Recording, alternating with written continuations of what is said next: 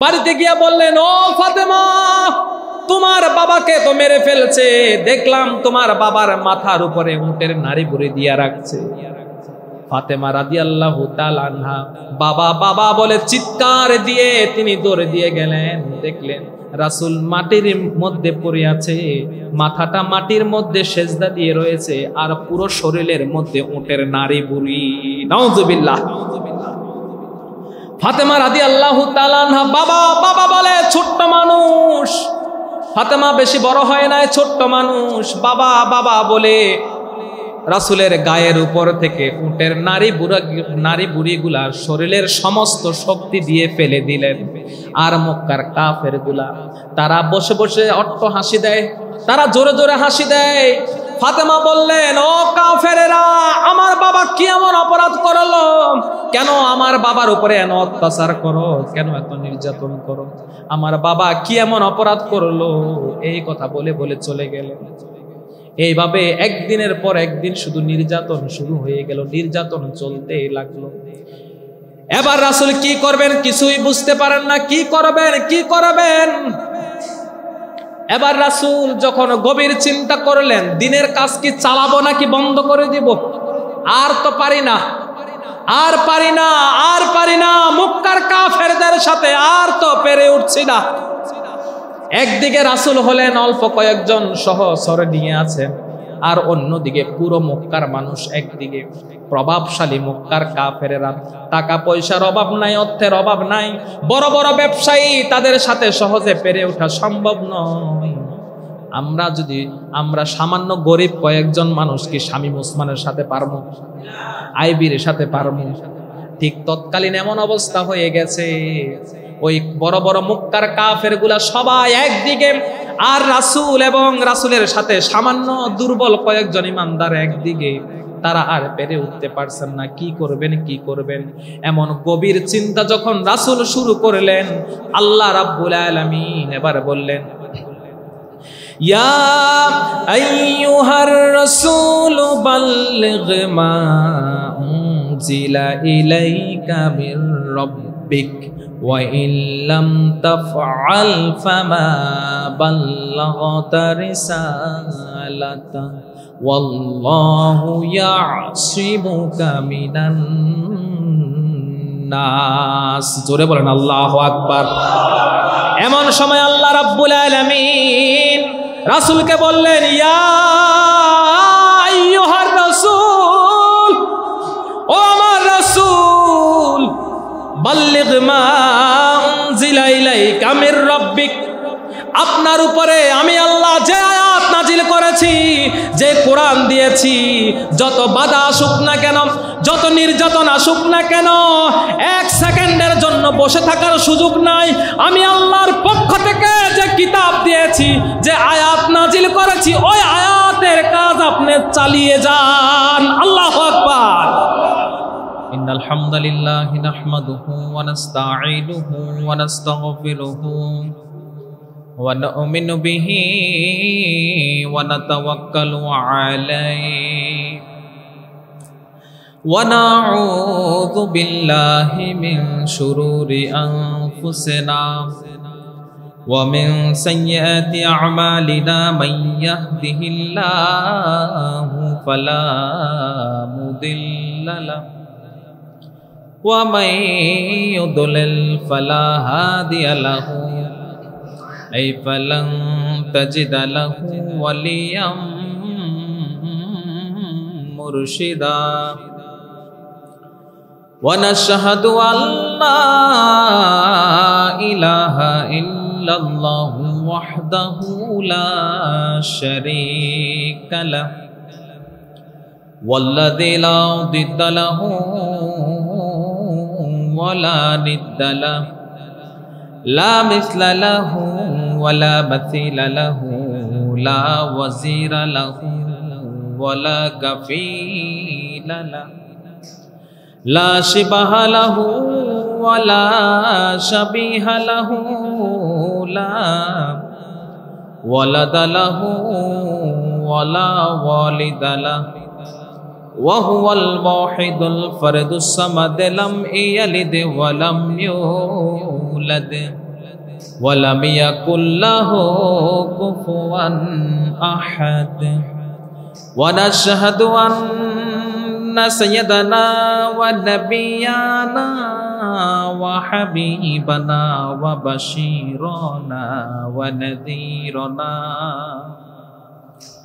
وطبيبنا وطبيب أرواحنا وحبيبنا وحبيب ربنا محمدا عبد الله ورسوله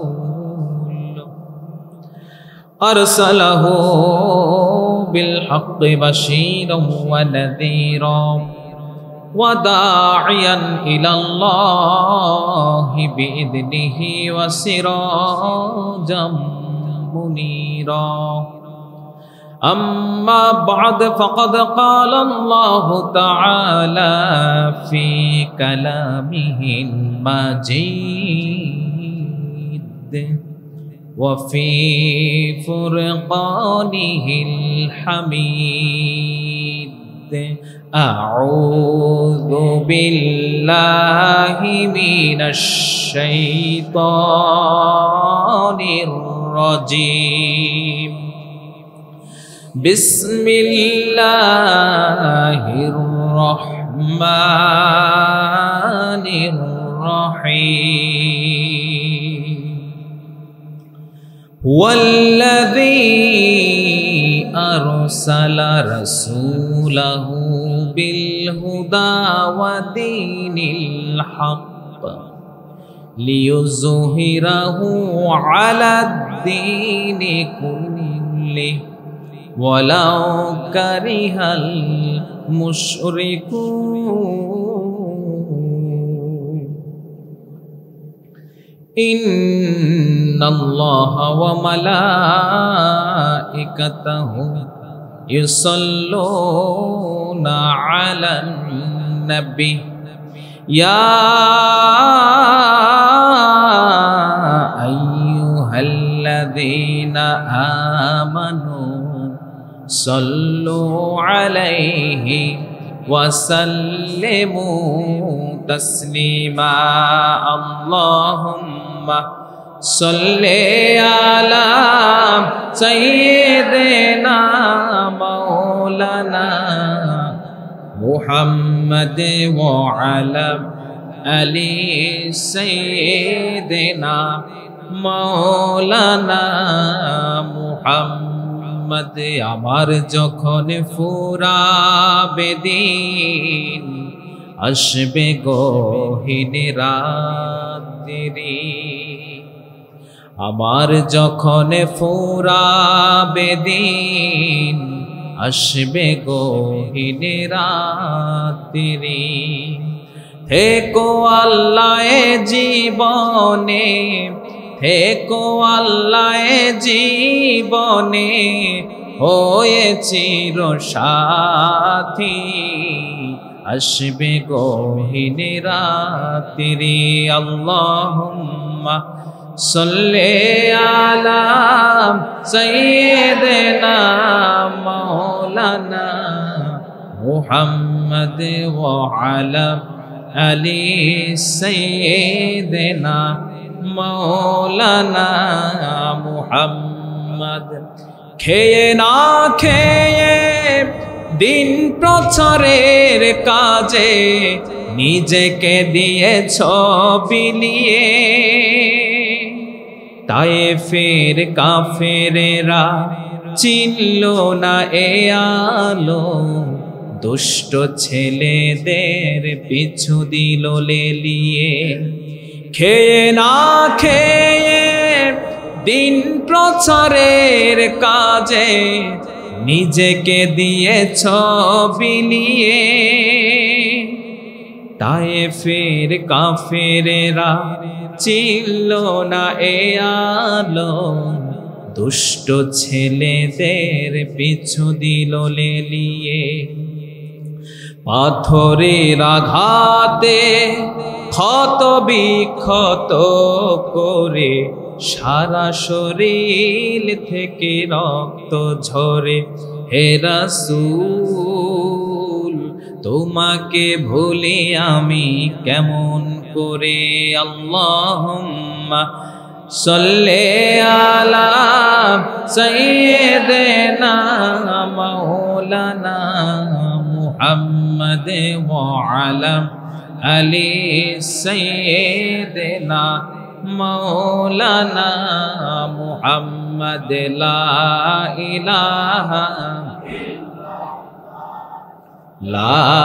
ইলাহা ইল্লাল্লাহ, লা ইলাহা।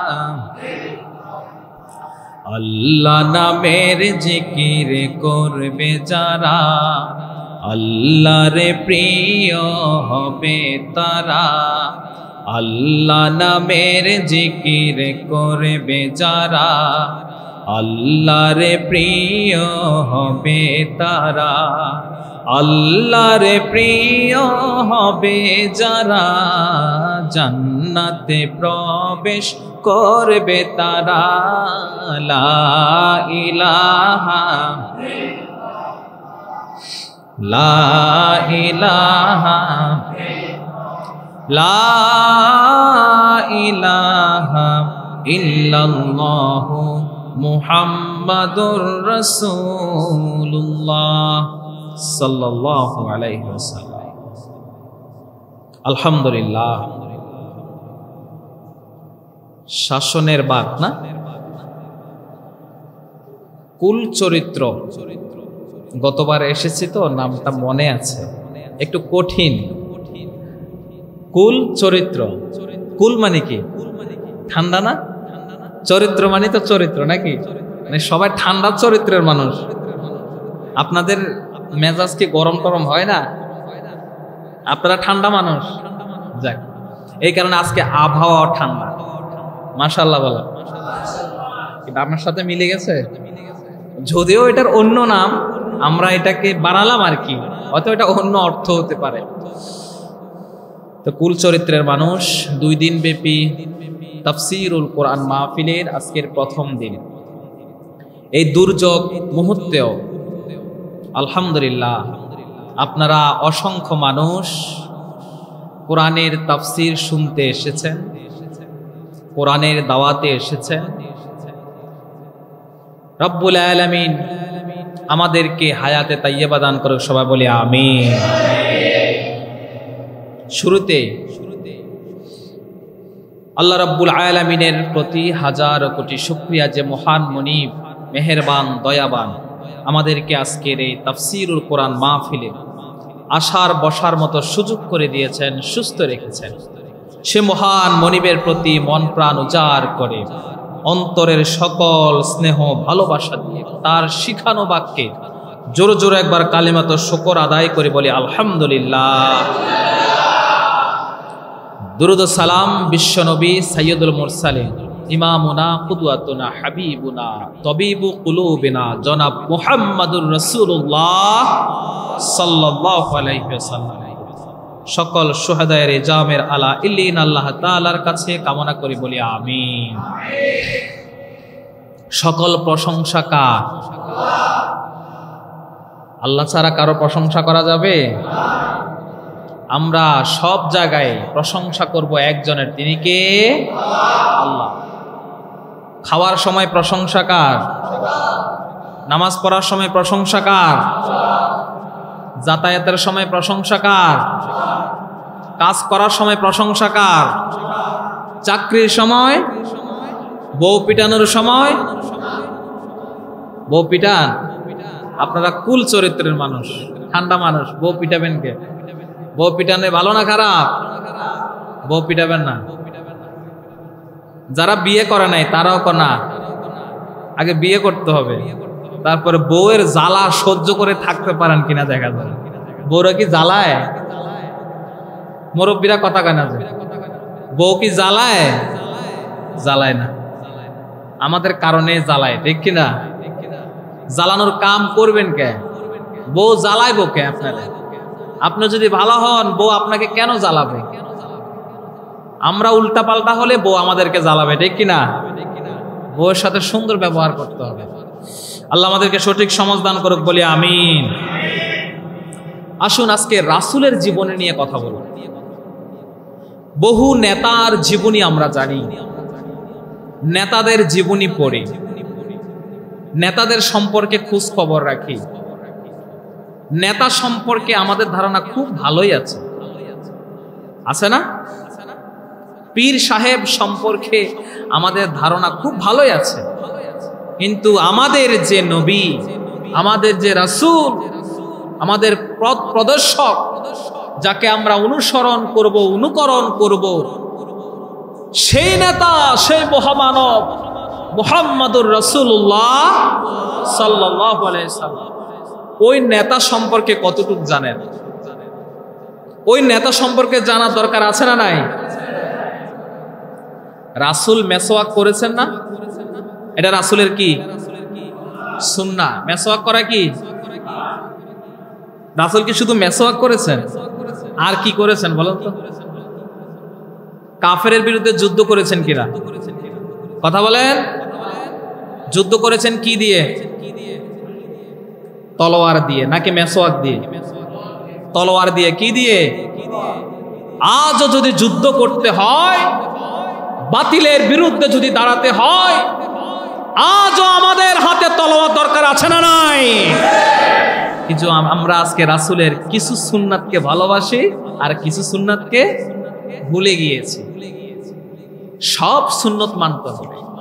মেসওয়াক যেমন সুন্নাহ, এটা যেমন মানবো, বাতিল যখন আসবে, ইসলাম বিরোধী শক্তি যখন আসবে, তখন তাদের বিরুদ্ধে হক কথা বলতে হবে, তাদের বিরুদ্ধে সাহস নিয়ে কথা বলতে হবে।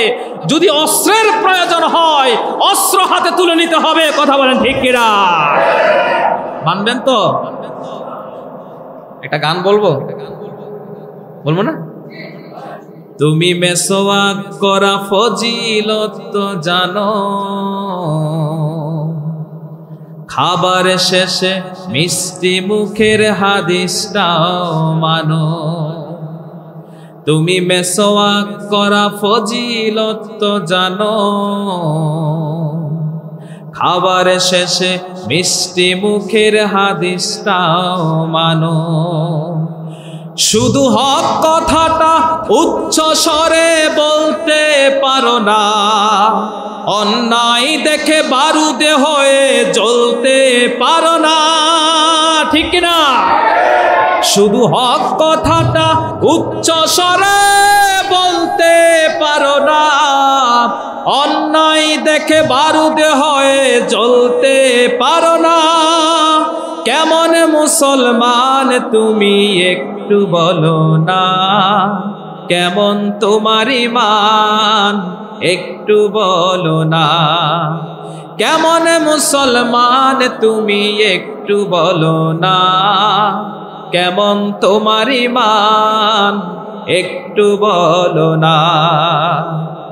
তুমি যেই কালিমার দাওয়াত দিলে বুকেতে নেই তুলে, দেখো সেই কালিমার দাওয়াত দিয়ে কত জন আজ জেলে।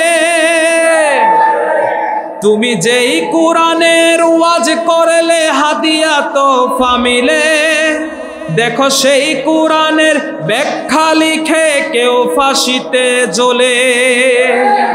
তুমি দুনিয়ার মোহে জীবনের মায়া ছাড়তে পারো না, প্রভুর রাহে প্রাণ বিলিয়ে দিতে জানো না। কেমন মুসলমান তুমি একটু বলো না, কেমন তোমার ঈমান একটু বলো না। যারা দিবস জামি যাই লড়ে যায় দিন কায়েমের তরে, তুমি তাদেরকেও জঙ্গি বলো বাতিলের সুর ধরে। ফতুয়া দিয়ে উম্মার মাঝে বিভক্তি শুধু বাড়াও, নিজেকে ভাবো হক বাকিরা ভুল নীতিটা ছড়াও।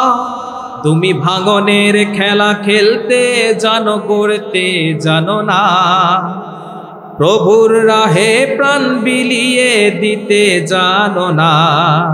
কেমন মুসলমান তুমি একটু বলো না, কেমন তোমার ঈমান একটু বলো না, তুমি মেসওয়াক করা ফজিলত তো জানো,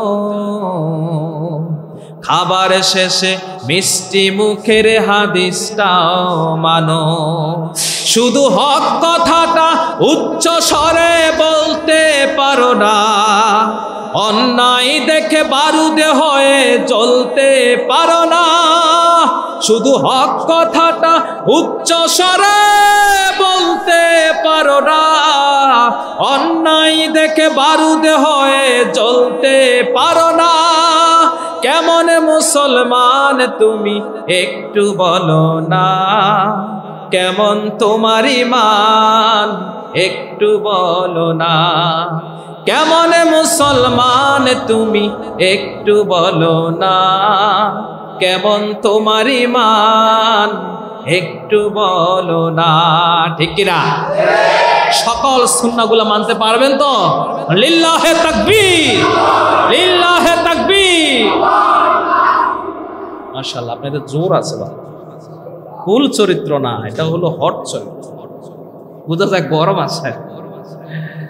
আল্লাহ আমাদেরকে কবুল করুক বলে আমিন। আসুন প্রিয় ভাইরা, রাসূলের জীবনে নিয়ে আমরা কথা বলি। এই দুনিয়াতে রাসূলের থেকেও সম্মানিত কোনো ব্যক্তি কি আছে? সম্মানিত কোনো নবী আছে? সবচেয়ে সম্মানিত, সবচেয়ে মর্যাদাবান এই দুনিয়াতে আল্লাহর পরে শুধুমাত্র একজন, ওনার নাম মুহাম্মদ সাল্লাল্লাহু আলাইহি ওয়াসাল্লাম। কোনো সন্দেহ আছে? কোনো সন্দেহ নাই। রাসূল আমাদের ভালোবাসার পাত্র। আমরা যখন কাউকে ভালোবাসবো, ভালোবাসবো কাকে? রাসূলকে। আমার মাকে গালি দিলে আমি ক্ষমা করতে পারি, আমার বাবাকে গালি দিলে ক্ষমা করতে পারি, আমার পরিবারকে গালি দিলে ক্ষমা করতে পারি, আমার ভাই বোনকে গালি দিলে ক্ষমা করতে পারি, কিন্তু আমার রাসূলকে যদি গালি দেওয়া হয় কোনোদিন ক্ষমা করা যায় না। ঠিক কিনা? রাসূল সবার ঊর্ধ্বে, রাসূল সবার ঊর্ধ্বে। প্রিয় ভাইয়েরা, আল্লাহ রাব্বুল আলামিন নিজে বলেন, লাকাদ কানা লাকুম ফি রাসূলিল্লাহি উসওয়াতুন হাসানাহ, তোমাদের জন্য রাসূলের জীবনীর মধ্যে রয়েছে উত্তম আদর্শ। সুবহানাল্লাহ। কে বলেন? আল্লাহ কি কোনো নেতার কথা বলেছেন? কারো কথা বলেন নাই, শুধুমাত্র রাসূলের কথা বলেছেন। লাকাদ কানা লাকুম ফি রাসূলিল্লাহি উসওয়াতুন হাসানাহ। ও দুনিয়ার মানুষ, তোমাদের জন্য রাসূলের জীবনীর মধ্যে উত্তম আদর্শ রয়েছে। যে রাসূলের মধ্যে আমাদের জন্য উত্তম আদর্শ রয়েছে, তার মানে আল্লাহ বুঝাতে চাচ্ছেন, ও দুনিয়ার মানুষ, তোমরা যখন আদর্শ খুঁজতে যাবা তখন রাসূলের আদর্শটাকে খুঁজে নাও। সুবহানাল্লাহ। যখন তোমরা কারো আদর্শ গ্রহণ করবা, রাসূলের আদর্শ গ্রহণ করো। জীবন চলার পথে যখন কাউকে অনুসরণ করবা, রাসূলকে অনুসরণ করো, রাসূলের চরিত্র অনুসরণ করো, রাসূলের কাজগুলোকে অনুসরণ করো। কিন্তু আমাদের দুর্ভাগ্য, আজকে রাসূলের অনুসরণ করি না। আজকে আমরা অনুসরণ করি আমার নেতা, আমার কোন নেতা আছে, নেতাকে অনুসরণ করি, ওই নেতাকে বাবা ডাকি, ওই নেতাকে অনুসরণ করি, ওই নেতার জন্য আমি জীবন দেই, ওই নেতার জন্য জমি বিক্রি করি, ওই নেতার জন্য সম্পদ দিয়ে দেই, সম্পদ বিক্রি করি, ওই নেতাকে ভোটে পাশ করানোর জন্য আমি রক্ত দেই, টাকা দেই, শ্রম দেই, সব কিছু দেই ওই নেতা।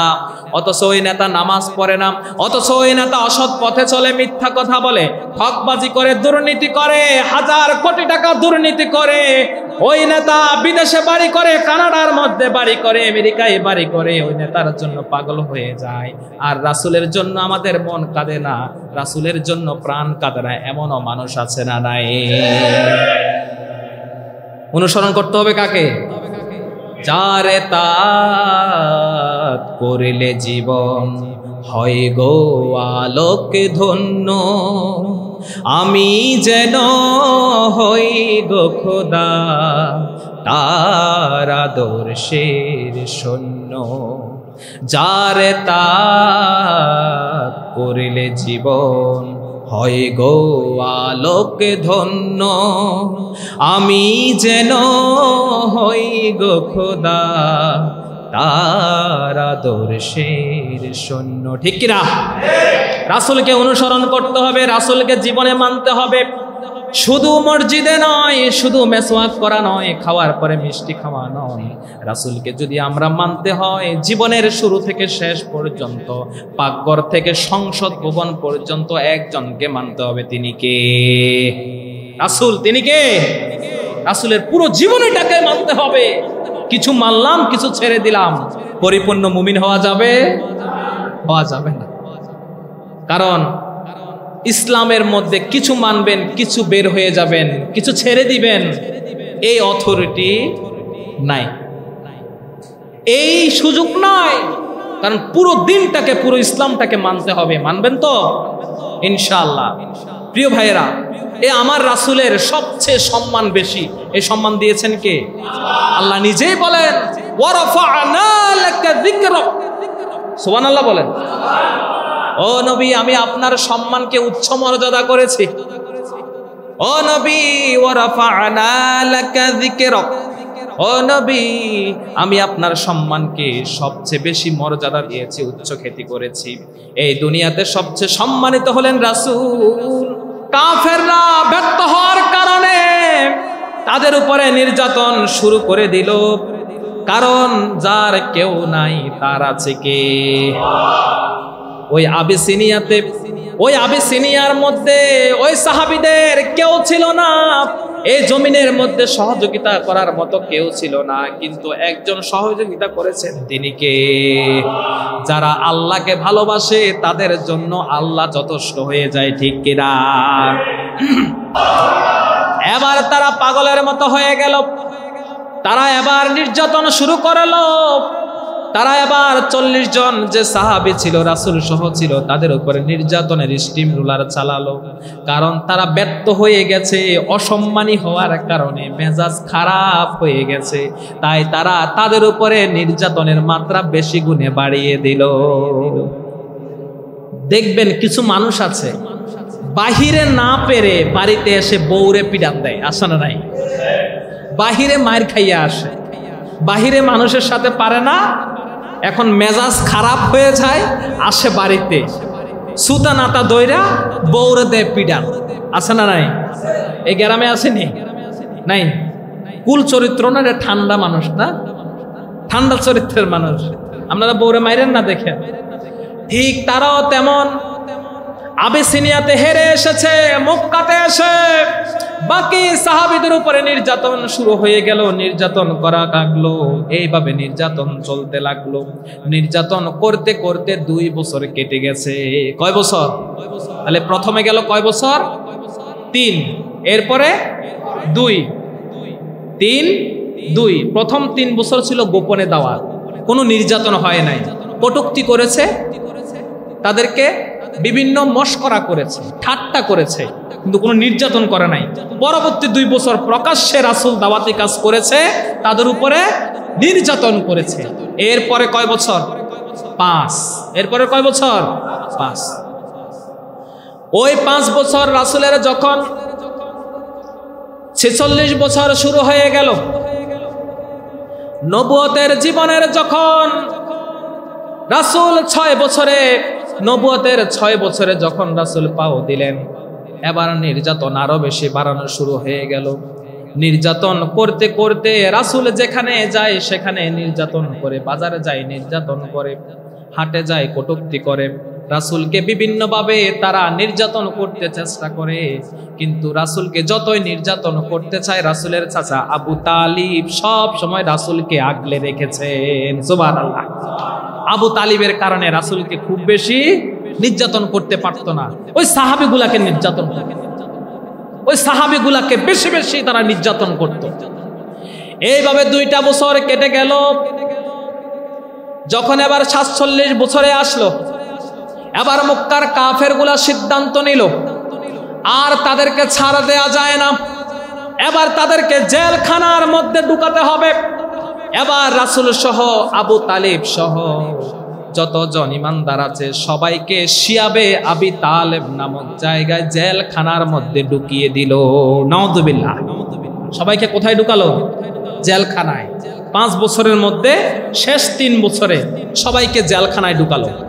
এটা কিন্তু বর্তমানে জেলখানার মতো না। বর্তমান যে জেলখানায় আছে ওই জেলখানার মধ্যে সব পাওয়া যায়, খাবার দাবার পাওয়া যায়, ভাত পাওয়া যায়, ওখানে আমনে নাস্তা পাওয়া যায়, সব পাবেন, টাকা হলে ওখানে সব পাওয়া যায়। তো রাসূলকে যে জেলখানায় ঢুকিয়েছে ওখানে কিচ্ছু নাই, খাবার দাবার বন্ধ, পানি বন্ধ, ভিতরে কেউ যাইতেও পারে না, ভিতর থেকে আসতেও পারে না, সব বন্ধ। রাসূলের জেলখানা এমন কঠিন জেলখানা ছিল, ছোট ছোট বাচ্চাগুলা রাতের বেলা চিৎকার দিতে লাগলো খাবারের জন্য। মহিলাদের বুকের দুধ শুকিয়ে গেল, কারণ পানি নাই, খেতে পারে না। বাচ্চাগুলা চিৎকার দিত রাতের বেলা, বাচ্চাগুলার চিৎকারে আকাশ বাতাস ভারী হয়ে যেত, খাবারের জন্য চিৎকার দিত। এক পর্যায়ে তারা গাছের ছাল খেয়েছে, গাছের পাতা খেয়েছে। তারা যখন পায়খানা করত তাদের পায়খানা ছাগলের পায়খানার মতো হয়ে গেছে। এমন কষ্ট দেয়া হয়েছে তাদেরকে, এমন জুলুম করা হচ্ছে তাদের উপরে, এইভাবে নির্যাতন করা শুরু করলো, খাবার দিয়ে কষ্ট দেয়া শুরু করলো।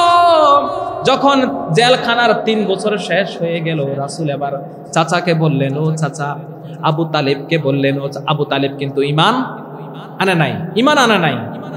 অথচ রাসূলকে সহযোগিতা করার কারণে আবু তালিবকে সহ জেলখানায় ঢুকিয়েছে। এবার রাসূল সাল্লাল্লাহু আলাইহি ওয়াসাল্লাম চাচা আবু তালিবকে বললেন, ও চাচা, আপনাকে একটা কথা বলতে চাই। আবু তালিব বলল, বাতিজা বলো, কি কথা বলবা? তখন রাসূল বললেন, আল্লাহর নবী বললেন, ও চাচা, আমাদেরকে জেলখানায় ঢুকানোর সময় কাফেরেরা যে চুক্তিটা করেছে, যে চুক্তিনামা লিখেছে, ওই চুক্তিনামার মধ্যে শুধুমাত্র আল্লাহর নাম যেখানে আছে, আল্লাহর নামটা আছে, আল্লাহর নামগুলা ছাড়া বাকি সবগুলা উলু পোকা খেয়ে ফেলেছে। আল্লাহু আকবার। ওই পোকা খেয়ে ফেলেছে। কি পোকা? উলু পোকা আছে না একটা, যে কাঠ খেয়ে ফেলে। রাসূল বললেন, চাচা, তারা আমাদেরকে জেলখানায় ঢুকানোর সময় এত বড় একটা লিখেছে, চুক্তিনামা লিখেছে, আমাদেরকে আইন লিখেছে। ওই আইনটা দেয়ালে, কাবার দেয়ালের মধ্যে টাঙানো আছে। যত জায়গায় আল্লাহর নাম আছে, আল্লাহর নামগুলা ঠিক আছে, আর আল্লাহর নাম ছাড়া যত চুক্তিনামার লেখাগুলো আছে সবগুলা উলু পোকা খেয়ে ফেলেছে। আবু তালিব বলল, বাতিজা, তুমি সত্য বলছো নাকি? আল্লাহর নবী বলেন, ও আমার চাচা, জীবনে কোনোদিন মিথ্যা কথা বলি নাই। আল্লাহু আকবার। জীবনে কোনোদিন মিথ্যা কথা বলি নাই। এবার চাচা আবু তালিব চলে গেলেন, কাবার সামনে চলে গেলেন। তিনি খুব সাহসী মানুষ ছিলেন, নেতা মানুষ ছিলেন। ওখানে দেখলেন আবু জাহেল, উতবা, সাইবা, কাফের নেতাগুলা তারা সেখানে মিটিং করছে। কাবার পাশে তারা সবাই বসে আছে। এবার তিনি আবু তালিব তাদের মাঝখানে ঢুকে গেলেন, তাদেরকে বললেন, আমার ভাতিজার পক্ষ থেকে একটা বাণী নিয়ে আসছি। আমার ভাতিজার কথা যদি সত্য হয়ে যায়, আমি বলবো আমার ভাতিজাকে আর জেলখানার মধ্যে রাখা যায় না। আর যদি আমার ভাতিজার কথা মিথ্যা হয়ে যায়, তাহলে তোমরা যাই করো, আমি সমর্থন দিব। মক্কার কাফেররা বলল, আবু তালিব বলো, তোমার ভাতিজা কি বলেছে বলো। বলে, আমার ভাতিজা বলেছে, তোমরা যে চুক্তিনামা করলা, জেলখানায় দিলা, যে আইন করলাম, ওই আইনগুলার মধ্যে আল্লাহর নাম ছাড়া বাকি সব লেখাগুলা নাকি উলু পোকা খেয়ে ফেলেছে। যদি আমার ভাতিজার কথাটা সত্য হয়, তাহলে আমি বলবো আমার ভাতিজাকে এক্ষুনি জেলখানা থেকে মুক্তি দিতে হবে। আর আমার ভাতিজার কথা যদি মিথ্যা হয়ে যায়, তাহলে তোমরা যাই করবা, তোমরা জানো। এবার কাফেররা বলে, তাই তো, আমরা তো এই 3 বছরে আমরা তো ওই চুক্তিনামাটার দিকে আমরা এতটাই ব্যস্ত ছিলাম, ওদিকে তাকানোর সুযোগে পাই নাই। সবাই আবার চলে গেল, পাশেই তো কাবার দেয়াল, সবাই চলে গেল দেখার জন্য আসলে ঘটনা কি। সবাই যখন দেয়ালের কাছে গেল, তারা দেখলো আসলে তো আশ্চর্যজনক। মুহাম্মদ সাল্লাল্লাহু আলাইহি ওয়াসাল্লাম যা বলেছেন তা 100% সত্যি হয়ে গেছে। বলেন আল্লাহু আকবার। কোন নবীর উম্মত আমরা দেখে, কোন নবীর উম্মত। যখন তারা আশ্চর্য হয়ে গেল, রাসূল এবার মুক্তি পেয়ে গেল, জেলখানা থেকে মুক্তি পেয়ে গেল। রাসূল যখন জেলখানা থেকে মুক্তি পেয়ে গেল, জেলখানা থেকে মানুষ যখন চলে আসে তখন কি করে? একটু ঘরের মধ্যে গিয়ে আরাম করে, ঠিক না? জেলখানা থেকে আসছি, একটু খাবার দাবার ভালো লাগবে, একটু আরাম করা লাগবে, ঘুমানো লাগবে। কি দুধ দিয়া অনেকে গোসল করে, ঠিক না? গরম পানি দিয়া, দুধ দিয়া গোসল করে। আমিও এরকম জেলখানা থেকে আসছিলাম, আমারে বলতে দুধ দিয়া গোসল করাবে। আমি দুধ দিয়া গোসল করানো লাগবে না, দুধ গুলা দেন, এগুলো আমি খাই, তাও ভালো হবে। দুধ দিয়া গোসল করে লাভ কি? ও আমার প্রিয় বন্ধু, রাসূল যখন জেলখানা থেকে আসলেন, রাসূল আর বিশ্রাম নাই, রাসূল রেস্ট করার সময় নাই। রাসূল এবার দিনের কাজ আগের থেকেও আরো বেশি করতে লাগলেন। সুবহানাল্লাহ। বসে থাকার সুযোগ নাই। রাসূল উপরে যে দায়িত্ব আসলো, এই দায়িত্ব দিয়া বসে থাকার কোনো সুযোগ নাই। ও আমার প্রিয় বন্ধু, এবার রাসূল আবার দাওয়াতি কাজ শুরু করলেন। পরের 3 বছর, কয় বছর? এখন সর্বশেষ আছে কয় বছর? এই 3 বছরের মজা কি দেখেন। আমাদের জন্য বলতে মজা, কিন্তু রাসূলের জন্য খুবই কষ্ট। রাসূলের জন্য অনেক কষ্ট, আমরা হতে শুনতে মজা পাবো, কিন্তু সাহাবী এবং রাসূলের জন্য অনেক কষ্টের দিন এই 3 বছর। শেষের 3 বছরের রাসূলের যখন 51 বছর শুরু হয়ে গেল, দাওয়াতি কাজ করতে লাগলেন। রাসূলের উপরে নানাভাবে কটূক্তি আসা শুরু হয়ে গেল, সাহাবীদের উপরে নির্যাতন আসা শুরু হয়ে গেল। এইভাবে করতে করতে যখন 6 মাস অতিবাহিত হলো, রাসূলকে সব সময় যিনি রক্ষা করতেন, চাচা আবু তালিব, তিনি মৃত্যুবরণ করলেন, মৃত্যুর কোলে ঢলে পড়লেন। আবু তালিব যখন মারা গেলেন, রাসূল এবার একা হয়ে গেলেন। কি করব? এতদিন আমার চাচা আমাকে আগলে রাখতো, কাফেরেরা আমাকে কিছুই করতে পারতো না। আজকে চাচা নাই, আজকে আমি কি করি? পেরেশান হয়ে গেলেন, পেরেশান হয়ে গেলেন। কি করবেন, কি করবেন, কিভাবে দিনের কাজ করবেন? আজকে তো দিনের কাজ করতে গেলে তারা আমার উপরে নির্যাতন করবে। ঠিক রাসূল যখন দিনের কাজ করতে যেতেন, এবার রাসূলকে মারা শুরু করে দিল। এবার রাসূলের উপরে আক্রমণ শুরু হয়ে গেল। পাথর দিয়ে আক্রমণ করে, গলার মধ্যে, রাসূলের গলার মধ্যে গামছা পেঁচিয়ে তারা জোরে টান দেয়। বলেন নাউযুবিল্লাহ। রাসূল যখন নামাজের মধ্যে যায়, রাসূলের মাথার উপরে ওটের নাড়ি বুড়ি দিয়ে হত্যা চেষ্টা করে। বলেন নাউযুবিল্লাহ। এইভাবে নির্যাতন শুরু হয়ে গেল। রাসূল এখন কি করবেন দিশা পান না। যখন আরেক মাস অতিবাহিত হয়ে গেল, এবার আম্মা জান খাদিজাতুল কুবরা, তিনিও দুনিয়া থেকে বিদায় নিয়ে গেলেন। রাসূল আবু তালিব ছিল বাহিরের শক্তি, আর আম্মা জান খাদিজাতুল কুবরা ছিল ঘরের শক্তি। যখন রাসূল পেরেশান হয়ে যেতেন, তখন খাদিজাতুল কুবরা রাসূলকে সহযোগিতা করতেন, রাসূলকে সান্ত্বনা দিতেন। ওগো আমার স্বামী, আপনি টেনশন করবেন না। যতদিন খাদিজা রাদিয়াল্লাহু তাআলা আনহা জীবিত ছিলেন, তিনি বলেছেন, আপনার চাচা নাই তো কি হয়েছে, আপনার বাবা নাই, দাদা নাই তো কি হয়েছে, আমার চাচাতো ভাই আছে, জ্যাঠাতো ভাই আছে, সবাইকে নিয়ে আমি আপনাকে সহযোগিতা করব। দেখে মুক্তার কাফেরগুলো আপনাকে কিভাবে নির্যাতন করে। আল্লাহু আকবার। কিন্তু আর একটা মাস অতিবাহিত হওয়ার পরে আম্মা জান খাদিজাতুল কুবরা তিনিও দুনিয়া থেকে চলে গেলেন। চাচা আবু তালিবও নাই, আম্মা জান খাদিজাও নাই। এবার রাসূলকে কে সহযোগিতা করবে? রাসূলকে সহযোগিতা করার মতো কেউ নাই। একটা পাখির 2টা ডানা ভেঙে গেলে যে অসহায় হয়ে যায়, রাসূল ঠিক এমনই ভাবে অসহায় হয়ে গেছে। কি করবেন কিছুই বুঝতে পারেন না। যেখানে যান সেখানে আঘাত করা শুরু হয়ে যায়। এই বছরটাকে বলা হয় দুঃখের বছর, আমুল হুজুন। এই বছরটাকে বলা হয় দুঃখের বছর। এত দুঃখের সময় রাসূলের জীবনে আর আসে নাই। একদিকে কাফেরের নির্যাতন, একদিকে তারা নির্যাতন করে, আর একদিকে আপন আত্মীয় স্বজনগুলা মারা গেছে। বাবাও নাই, মাও নাই, দাদাও নাই, চাচা যে চাচা ছিল, যে চাচা রাসূলকে সহযোগিতা করতো সেই চাচাও নাই, যে স্ত্রী রাসূলকে সহযোগিতা করতো সেই স্ত্রীও নাই।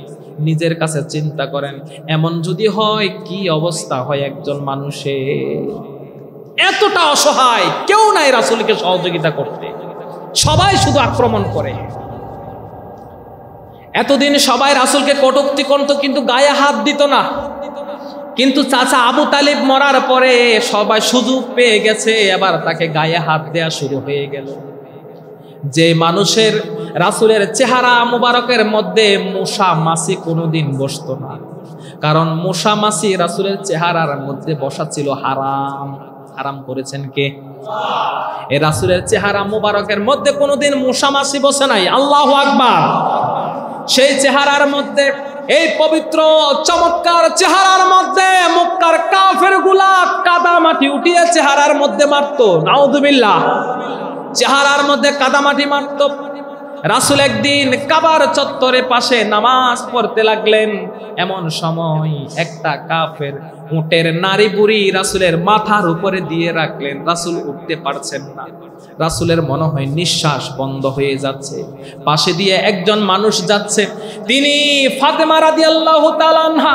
কোরআনের দাওয়াত দিতে গেলে বাধা আসবে, জেল আসবে, জুলুম আসবে, যেতে যেতে ফাঁসির কাস্টে যেতে হবে, তারপরও কোরআনের কাজ বন্ধ রাখা যাবে না, ঠিক কিনা? হুকুম করেছেন কে? কোরআনের কাজ বন্ধ রাখা যাবে না। ইয়া আইয়ুহার রাসূল বাল্লিগ মা উনজিলা ইলাইকা মির রাব্বিক ওয়া ইন লাম তাফআল ফামা বাল্লাগতা রিসালাতা ওয়াল্লাহু ইয়াসিমুকা মিনান নাস। ও রাসূল, আল্লাহর পক্ষ থেকে যে আয়াত নাজিল হয়েছে মানুষের কাছে পৌঁছিয়ে দেন। আপনি যদি না পৌঁছান তবে মনে রাখবেন আল্লাহর দায়িত্ব আপনি পালন করলেন না। আর যখন এই দায়িত্ব পালন করতে যাবেন, মানুষগুলা চারদিক থেকে আপনাকে আক্রমণ করবে, আপনাকে মারতে আসবে, আপনাকে হত্যা করতে আসবে। চিন্তা করবেন না, চিন্তা করবেন না। আল্লাহ রাব্বুল আলামিন মানুষের ওই মারামারি থেকে, মানুষের হত্যা চেষ্টা থেকে আল্লাহ আপনাকে নিজে রক্ষা করবেন। সুবহানাল্লাহ। আল্লাহ রক্ষা করেন কি না? আল্লামা দেলোয়ার হোসেন সাইদি চিনেন? চিনেন তো? প্রথম টার্গেট ছিল আল্লামা দেলোয়ার হোসেন সাইদিকে ফাঁসি দিবে, ঠিক কিনা? কিন্তু দিতে পেরেছে? পারে নাই। রক্ষা করেছেন কে? আল্লাহ। আল্লাহর পক্ষ থেকে হুকুম আসতে হয় কে ফাঁসিতে ঝুলবে আর কে ঝুলবে না, কে শাহাদাতের সুদা পান করবে, কে পান করবে না। এটা কার পক্ষ থেকে আসে? ভয় পাওয়া যাবে না। ও আমার প্রিয় বন্ধু, এবার রাসূল সাল্লাল্লাহু আলাইহি ওয়াসাল্লাম আবার তিনি দিনের কাজ করতে লাগলেন। এবার রাসূল চিন্তা করলেন, আমার জন্য তো শুধু মক্কার জীবন নয়, আমি তো শুধু মক্কার নবী নয়, আল্লাহ তো আমাকে তামাম দুনিয়ার জন্য নবী করে পাঠিয়েছেন। সুবহানাল্লাহ। রাসূল এবার চিন্তা করলেন, আমি তো শুধু মক্কার নবী না, মক্কাতে আমি কাজ করতে পারছি না, কুরাইশ কাজ করতে পারছি না, আমি এখানে বসে থাকবো কেন? তামাম দুনিয়া তো আমার জন্য খালি পড়ে আছে। আমি দুনিয়া মক্কাতে আপাতত আর থাকবো না, এখন মক্কার বাহিরে যাব। রাসূল এবার চিন্তা করলেন, তায়েফে গিয়ে তিনি দাওয়াতি কাজ করবেন। কোথায়? ছোটকালে রাসূল কোথায় ছিলেন? তায়েফে। কোথায় ছিলেন? দুধমা হালিমা যখন রাসূলকে নিয়ে গেলেন, রাসূলকে যখন দুধমা হালিমা রাসূলকে নিয়ে গেলেন, কোথায় নিয়ে গেলেন? তায়েফে। ও আমার প্রিয় বন্ধু, মুরব্বী গুলো সবাই হাসে, কি আশ্চর্য। মুরব্বী না উনি? আমি কি সোনামণি কম নাকি? উনি তো মুরব্বী। আল্লাহ ওনাকে নেক হায়াত দেখ, বলেন আমিন। ও আমার প্রিয় বন্ধু, রাসূল এবার চিন্তা করলেন, শুধু মক্কা নয়, আমার জন্য তো তায়েফ আছে। তায়েফে রাসূল ছোটকাল থেকে বড় হয়েছেন। রাসূল এবার চিন্তা করলেন, ছোটকালের আমার অনেক খেলার সাথীরা আছে, আমার ওখানে অনেক খেলার বন্ধুরা আছে, যাদের সাথে আমি খেলাধুলা করেছি, যাদের সাথে আমার বাল্য জীবন কেটেছে, শিশুকাল কেটেছে। আমি তাদের কাছে দিনের দাওয়াত দিব, তারা আমার কাছে সন্তুষ্ট হবে, ঈমান নিয়ে আসবে। বুক ভরা আশা নিয়ে, আকাশ ভরা আশা নিয়ে রাসূল সাল্লাল্লাহু আলাইহি সাল্লাম যায়েদ রাদিয়াল্লাহু তাআলা আনহুকে নিয়ে বের হয়ে গেলেন। মক্কা থেকে বের হয়ে গেলেন, তায়েফে চলে গেলেন। 20 দিন পর্যন্ত তায়েফের ঘরে ঘরে দিনের দাওয়াত দিলেন, কোরআনের দাওয়াত দিলেন। কিন্তু দেখেন তায়েববাসীগুলা রাসূলকে কতটা হতাশ করলো। ওই মক্কার কাফেরগুলা রাসূলকে মেরেছে কিন্তু রক্ত বের করে নাই, কিন্তু তায়েফের ওই যুবকগুলা, তায়েফের ওই কাফের যুবকগুলা রাসূলের উপরে এতটাই নির্যাতন করেছে, এতটাই পাথর মেরেছে, রাসূলের শরীর থেকে 3 বার রক্ত ঝরেছে। নাউযুবিল্লাহ। তায়েফের কাফেরগুলা রাসূলের পিছনে পিছনে পাগল পাগল বলে বড় বড় পাথর মারতে লাগতো। রাসূলের মাথা বেয়ে রক্ত ঝরে, শরীর বেয়ে রক্ত ঝরে। নিজের একটু গভীরভাবে চিন্তা করেন, রাসূল তো দুনিয়াতে কিছু চায় নাই, রাসূল তো শুধুমাত্র কোরআনের দাওয়াত দিলেন, দ্বীনের দাওয়াত দিলেন, ইসলামের দাওয়াত দিলেন। ওই তায়েববাসীরা সহ্য করতে পারে না, এই রাসূলের উপরে এতটাই নির্যাতন করতে লাগলেন। রাসূলের মাথা বেয়ে বেয়ে রক্ত পড়া শুরু হয়ে গেল। রাসূলের সাদা পাঞ্জাবি, সাদা পায়জামা রক্ত দ্বারা লাল হয়ে গেল। একবার নয়, দুইবার নয়, তিনবার রাসূলের শরীর থেকে রক্ত ঝরিয়েছে। ঝর্ণার মধ্যে পানি যেমন ঝরে, রাসূলের শরীর থেকে এইভাবে রক্ত ঝরে। কতটাই আঘাত করলেন। রক্ত ঝরার কারণে রাসূলের পায়ের মধ্যে যে জুতা ছিল, ওই জুতাটা রাসূলের পায়ের সাথে একেবারে মিশে গেল। আল্লাহু আকবার! কি নির্যাতন, কি অত্যাচার! রাসূলের পায়ের সাথে রক্ত বেঁধে গেল। রাসূল এবার হতাশ হয়ে বের হয়ে গেলেন, তায়েফ থেকে অনেক কষ্টে বের হয়ে গেলেন। রাসূলকে যখন পাথর মারা হয়, তখন যায়েদ রাদিয়াল্লাহু তাআলা আনহু রাসূলের সাথে গেলেন, রাসূলের পালক ছেলে যায়েদ গেলেন। যায়েদ রাসূলের পিছন দিয়া রাসূলকে জড়াই ধরলেন। ও কাফেরগুলা, কেন রাসূলকে মারো, কেন পাথর মারো? যায়েদের গাটা ক্ষত বিক্ষত হয়ে গেল, যায়েদের শরীর থেকে রক্ত বের হওয়া শুরু হলো। এইভাবে রাসূল পাহাড়ের কাছে চলে গেলেন, বর্ডারে চলে গেলেন। কি করবেন? তায়েববাসীও রাসূলকে আঘাত করলেন, মক্কাবাসীও তাড়িয়ে দিল। এখন রাসূল গভীর চিন্তা করলেন, গভীর চিন্তার মধ্যে পড়ে গেলেন। কোথায় যাব, কি করব? কোনো হদিশ পায় না, কোনো দিশা পায় না। রাসূল এবার কোথায় যাবেন, কোনো হদিশ পায় না। এবার গভীর চিন্তা শুরু করলেন। রাসূলের এই চিন্তা দেখেন কে? রাসূলের উপরে রক্ত ঝরে দেখেন কে? রাসূল যখন গভীর চিন্তার মধ্যে বসে আছেন, এমন সময় জিবরিল আলাইহিস সালাম আসলেন। জিবরিল এসে বললেন, ওগো নবী, এই তায়েববাসী আপনার গায়ের থেকে, আপনার শরীর থেকে রক্ত ঝরিয়েছে। ও নবী, আপনি আমাকে আদেশ দেন, আপনি আমাকে নির্দেশ দেন, একটাবার বলুন, আমি তায়েববাসীকে, তাদেরকে পুরো উল্টিয়ে দিয়ে তাদেরকে আমি ধ্বংস করে দেই। রাসূল বলেন, ও জিবরাইল, না না না, তারা তো না বুঝে আমাকে আঘাত করেছে। আজকে যদি তুমি তাদেরকে মেরে ফেলো, আমি নবী কার কাছে দ্বীনের দাওয়াতটা দিব? আল্লাহু আকবার! কত বড় মনের মানুষ, দেখে কত বড় মনের মানুষ। আর আজকে যদি সামান্য একটু আঘাত আমাদেরকে করে, কি বলি? তোরও দেখে সারমো, তোর 14 গোষ্ঠীর দেখে সারমো, ঠিক কিনা? ও দেখা সারমো, আমারে মারছস, পুরো সব শেষ করে দিব, সব বন্ধ করে দিব, পানিতে মারমু, বাতে মারমু, আছে না? অথচ দেখেন রাসূল সাল্লাল্লাহু আলাইহি ওয়াসাল্লাম এত আঘাত সহ্য করার পর জিবরিলকে বললেন, ও জিবরিল, দরকার নাই, দরকার নাই, তাদেরকে মারার দরকার নাই। তুমি যদি তাদেরকে মেরে ফেলো, তাদেরকে নিচ্ছিন্ন করে দাও, আমি রাসূল আর কার কাছে দ্বীনের দাওয়াতটা পৌঁছাবো? আল্লাহু আকবার! রাসূলের উপরে এত আঘাত, এত কষ্ট, গভীর চিন্তা। এবার কোথায় যাবেন? মক্কা থেকে বের হয়ে গেছে, এখন মক্কাতেও ঢুকতে পারছেন না। তায়েববাসী তাড়িয়ে দিল, তায়েবও থাকতে পারছেন না। কোথায় যাবেন? যাওয়ার জায়গা নাই। রাসূলের এই দুশ্চিন্তা, রাসূলের এই হতাশা দুনিয়ার কেউ না দেখুক, দেখেন কে? আল্লাহ দেখেন। কিন্তু দেখেন আল্লাহ রাব্বুল আলামিন এবার কি আয়াত নাজিল করলেন।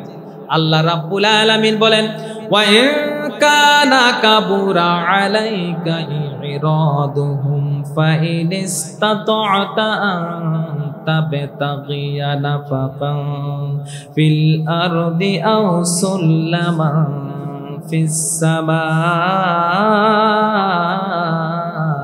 ফাতাতিয়াহুম বিআয়া। জোরে বলেন আল্লাহু আকবার।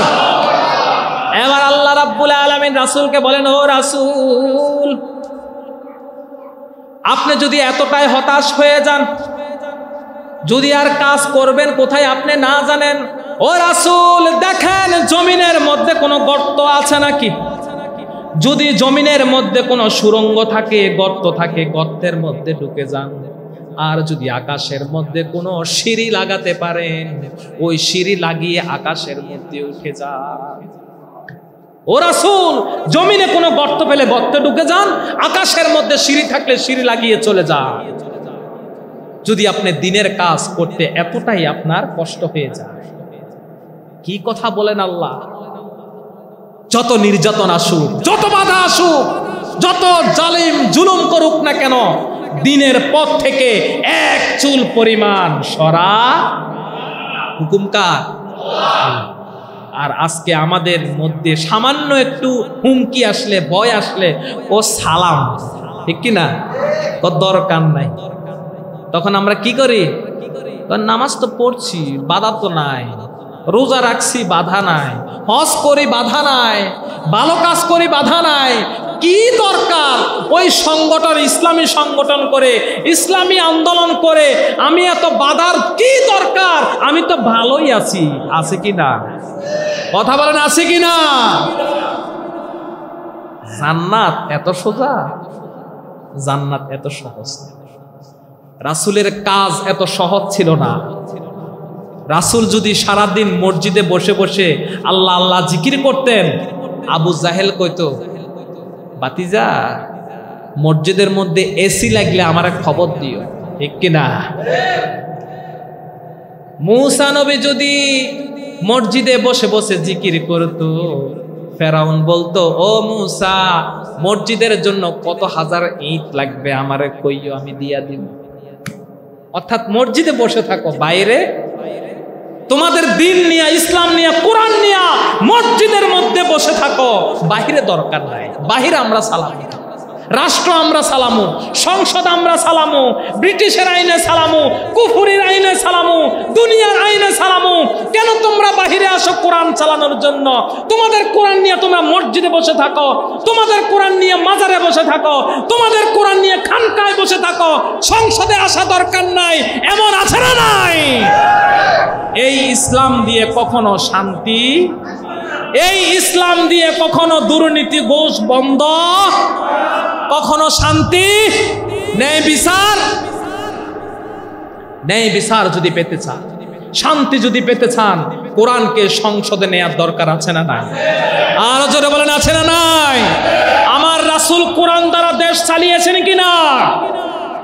হযরত আবু বকর, ওমর, ওসমান, আলী কোরআন দ্বারা দেশ চালিয়েছেন কিনা? কোরআন দ্বারা যদি দেশ না চলে, ওই দেশে কোনোদিন শান্তি আসতে, মানুষের বানানো আইনে শান্তি আসে না। এই যে সংবিধান, এখন সংবিধান নিয়ে কি একটা প্যাঁচ লাগছে জানেন কি না? এটা কতবার যে সংশোধন হয়েছে সংবিধান, বারবার কয়দিন কয় বছর পর পর শুধু সংশোধন হয়, শুধু সংশোধন হয়। বাংলাদেশের স্বাধীন হয়েছে আজকে কয় বছর? মুরব্বীরা কয় না কয়? আমরা কি ছিলাম নাকি স্বাধীনতার সময়? আপনারা কন না, মুরব্বী ছিল। আপনি মুক্তিযোদ্ধা নাকি? এই গরমের মধ্যে আপনার কম্বল গায়ে দিয়েছেন কে? মাশাআল্লাহ। না, উনি কিন্তু মুক্তিযুদ্ধের সময়ের মানুষ। আরো আছেন, অনেকে আছেন, এই দাড়ি পাকা, সবাই মুক্তিযুদ্ধের সময় মানুষ। বলেন মারহাবা। ও আমার প্রিয় বন্ধু, এই যে দেশ স্বাধীন হয়েছে কত বছর হয়ে গেল? আজকে 53 বছর নাকি? 53 বছর হয়ে গেল। সংবিধান সংশোধন হয়েছে মনে 52 বার, ঠিক কিনা? কারণ এই সংবিধান কার বানানো? মানুষের বানানো। কার বানানো? আচ্ছা, বাংলাদেশের স্বাধীন হয়েছে 53 বছর, এতবার সংবিধান সংশোধন হয়। বলুন তো, আল্লাহর কোরআন আজকে নাজিল হয়েছে কত বছর? 1450 বছর। কয় বছর? কয়বার পরিবর্তন হয়েছে? কোরআনের কয়টা সূরা পরিবর্তন হয়েছে? কয়টা আয়াত হয়েছে? কয়টা হরফ হয়েছে? একটা নুক্তাও হয় নাই। যেই কোরআন, যেই সংবিধান আজকে 1450 বছর একটাবার পরিবর্তন হয় নাই, ও মুসলমান তোমরা সেই কোরআনকে সংবিধান হিসেবে মানতে পারো না কেন? সেই কোরআনকে সংবিধান হিসেবে মানার দরকার আছে না নাই? সংসদে নেওয়ার দরকার আছে না নাই? কোরআন যদি সংসদে চলে যায়, চোরের চুরি বন্ধ হয়ে যাবে, দুর্নীতিবাজের দুর্নীতি বন্ধ হয়ে যাবে, জুলুমকারীর জুলুম বন্ধ হয়ে যাবে, দর্শনকারীর দর্শন বন্ধ হয়ে যাবে, ঠিক কিনা? অবৈধ কেসুনো চলবে না, মদের আড্ডা চলবে না, জুয়ার আড্ডা চলবে না, টেন্ডারবাজি চলবে না, বাটপারি চলবে না, চুরি চলবে না। কোরআনকে যদি সংবিধান মানা হয়, এই দুনিয়াতে শান্তি চলে আসবে, ঠিক কিনা? কারণ কোরআন যদি সংবিধান হয়ে যায়, চোরের হাত তারা খুব ভালোই জানে। ওই যে চোরেরা সংবিধান হিসেবে কোরআনকে আনতে চায় না, তারা খুব ভালোই জানে, কারণ তারা চোর। তো তারা কি? তারা চোর না হলে চোরের মামাতো ভাই, চোর না হলে চোরের খালাতো ভাই, ঠিক কিনা? আপনারা কোরআনকে সংবিধান হিসেবে মানেন কে কে? হাত তোলেন। নারায়ে তাকবীর। আল কোরআনের আলো, আল হাদিসের আলো। মাশাআল্লাহ। হুদে হুদে হাত তুললেন না? এখন হাত তুলছেন না আপনারা? আগামীকাল যদি ভোট হয়, ও কোরআনের পক্ষের লোক করে ভোট দিবেন নাকি মানুষের বানানো আইনের ওই দলের মানুষের ভোট দিবেন? আবেগ দিয়ে চলে না। এত আবেগ যদি থাকতো, বাংলাদেশে কোরআন বহু আগে সংসদে চলে যেত, ঠিক কিনা? হ্যাঁ, আপনারা ভালো, আপনারা হয়তো মানেন কোরআনকে, কিন্তু বাংলাদেশের অধিকাংশ মানুষ কোরআনকে সংবিধান হিসাবে মাত্র 15 থেকে 20% মানুষে মানে। যদি 51% মুসলমান কোরআনকে সংবিধান হিসাবে মানত, আজকে কোরআন সংসদে থাকতো, ঠিক কিনা? কত পার্সেন্ট? 51। বেশি দরকার নাই। আচ্ছা, 51% দরকার। বাংলাদেশে মুসলমান আছে কত পার্সেন্ট?